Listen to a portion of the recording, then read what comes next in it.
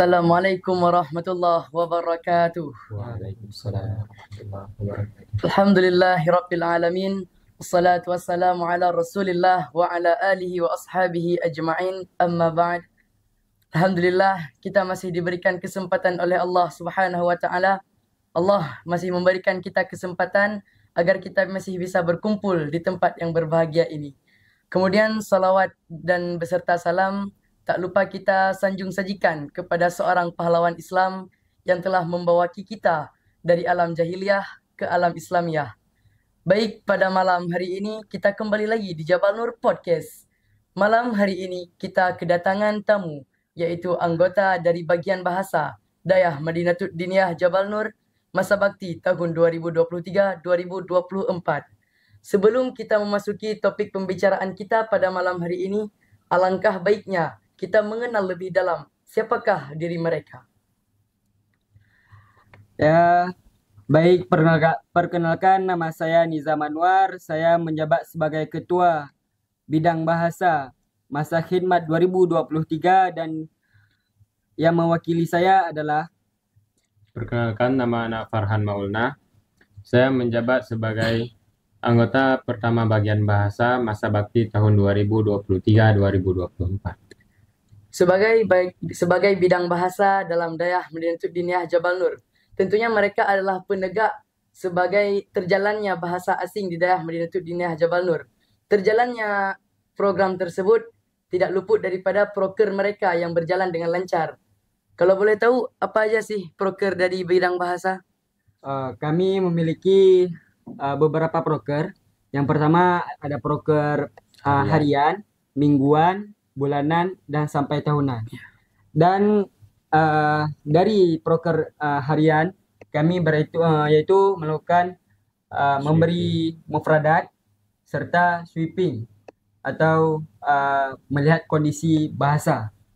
Yang kedua, kami memiliki proker yang namanya proker mingguan, yaitu melakukan muhadarah, yaitu pidato berbahasa Arab dan Inggris setiap malam Jumat.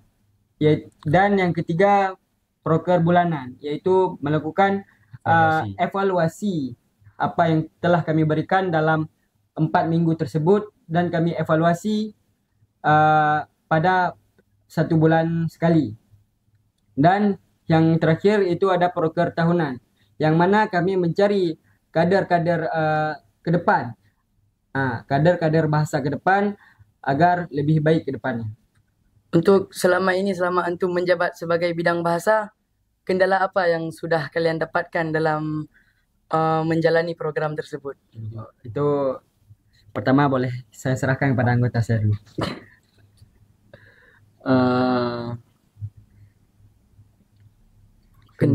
Kendala yang paling sering yaitu banyak santri yang lolo masalah bahasa, meremehkan tentang bahasa. Padahal mereka tidak tahu bahwa bahasa itu sangat penting bagi masa depan mereka. Yang lain apa, misal banyaknya pelanggar dari bidang bahasa termasuk dalam kendala? Termasuk. Untuk membuat kendala tersebut tidak ada lagi dalam Dayah. Untuk membuat kendala tersebut dalam bidang bahasa, apa yang akan antum lakukan agar program yang antum rencanakan ini berjalan dengan lancar? Kalau menurut kami, kendala yang pertama kita lihat itu di sekolah. Jadi kami yang penggerak, berarti kami itu di aliyah. Jadi yang sementara kendala di sini, misalkan kita lihat dari sekolah, kami melihat data yang sudah kami rekap setiap minggunya, kami melihat banyak pelanggar bahasa itu yang melakukan pelanggaran di sekolah. Bisa kita lihat dari sekolah, misalkan guru-gurunya tersebut berpartisipasi atas bahasa. Ya, kemungkinan kecil mereka akan berbahasa Indonesia ataupun Aceh. Jika tidak ada partisipasi dari guru tersebut, ya mereka biasa-biasa aja berbicara dengan sesamanya. Ya, kami hanya menginginkan saran agar kendala tersebut hilang. Ya, walaupun guru tersebut tidak bisa berbahasa, setidaknya mengkondisikan kelas tersebut. Berarti bisa kita ambil bahwa kita ini butuh kerjasama untuk semua berjalan dengan lancar. Untuk para pelanggar yang tadi, apa hukuman yang sering antum beri sehingga mereka memiliki rasa jera dalam jiwa mereka sehingga mereka nggak mau lagi untuk melakukan hal tersebut? Ya. Yang pertama, dari kita lihat tahun-tahun sebelumnya, mereka hanya memberikan efek jera hanya sebentar, tidak tidak mempermalu mereka, hanya memberi hukuman bersihkan sampah. Tapi jika kita lihat sekarang dari tahun kemarin yang memulai adanya pemotongan rambut, itu memberi efek jera kepada mereka, jangka efek jera tersebut akan lama. Jadi jikalau mereka masuk, itu membuat efek malu terhadap mereka sendiri karena efek pemotongan tersebut. Untuk menumbuhkan rasa semangat santri, kan ini santri udah mulai melanggar. Jadi kan kita harus ada evaluasi, harus ada apa yang sesuatu kita lakukan untuk santri ini bisa semangat. Dan kita juga bisa kerjasama dengan mereka. Karena mereka udah semangat, mereka udah ada kemauan untuk belajar. Jadi kita juga udah enak, mereka enak, kita juga enak. Untuk itu kan kita harusnya ada event. Ada event yang kita berikan dari bidang bahasa, kita memberikan reward kepada mereka.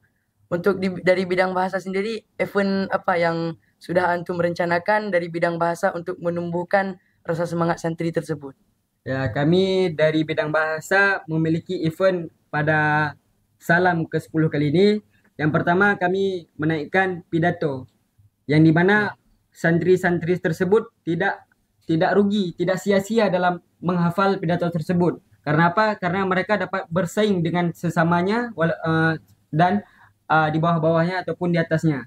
Nah, yang kedua kami memiliki event debat bahasa Inggris dan bahasa Arab.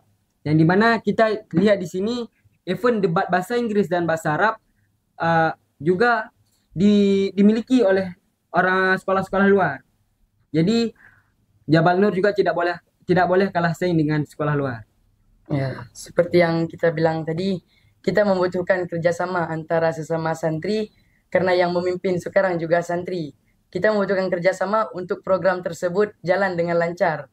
Apa sih saran ataupun pesan dan kesan dari bagian bahasa agar kami ini sebagai santri ada kemauan untuk belajar lagi tentang bahasa, untuk kami menjaga bahasa agar kami tidak termasuk ke dalam pelanggar-pelanggar bahasa? Boleh dari Aki Farhan dulu memberi saran. Saran dari Yana,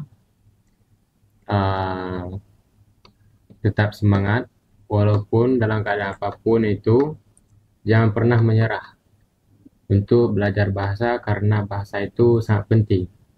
Bukan hanya sekarang, bukan hanya untuk tidak masuk dalam mahkamah, tapi untuk masa depan kita. Karena sekarang adalah generasi milenial, paling banyak digunakan adalah bahasa. Walaupun kita keluar negeri itu tetap bahasa.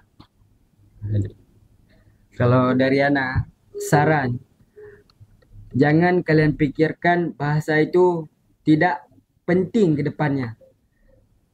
Tapi apa? Bahasa itu akan bersaing ke depannya. Karena apa? Bahasa-bahasa sekarang ini sangat penting. Yang kita lihat jangan jauh saja di PIM. Dominannya itu orang-orang luar. Jadi kita bisa mendominasi dari putra daerah, yaitu bisa berbahasa asing. Apalagi bisa kita lihat di sini banyak peluang-peluang kita. Misalkan kita bisa berbahasa Arab, berbahasa Inggris, kita besar peluang kita mendapatkan beasiswa sekolah di luar. Ya. Berarti dapat kita ambil kesimpulan bahwa seiring berkembangnya zaman, bahasa menjadi semakin penting dalam kehidupan kita. Tidak hanya dalam bidang pembelajaran, akan tetapi untuk kedepannya dalam segala hal pun bahasa ini menjadi sesuatu yang sangat penting untuk kehidupan kita. Maka jangan pernah menyerah, jangan pernah berputus asa dalam mempelajari tentang bahasa. Mungkin hanya ini yang dapat kami sampaikan. Terima kasih kami ucapkan kepada narasumber. Hanya ini yang dapat kami sampaikan. Assalamualaikum warahmatullahi wabarakatuh.